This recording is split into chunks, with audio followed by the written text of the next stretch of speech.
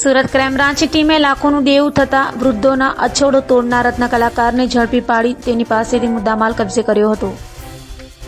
નોકરી છૂટી ગયા બાદ 3 લાખના દેવામાં ડૂબી ગયેલા રત્ન કલાકારે દેવું ચૂકતે કરવા શોર્ટકટમાં રૂપિયા કમાવવા ચેઇન સ્નેચિંગ કરી હતી, જેને પોલીસને પકડી પાડ્યો છે.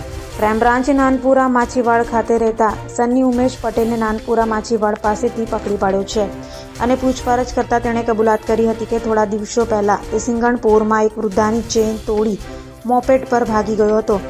ચેઇન ઘરની સામે સોનાની 1.61 લાખમાં વેચી 1 લાખનું દેવું ચૂકતે કર્યું હતું. હાલ તો ક્રાઇમ બ્રાન્ચે રીઢાનો કબજો સિંગણપોર પોલીસને સોંપવાની તજવીજ હાથ ધરી છે.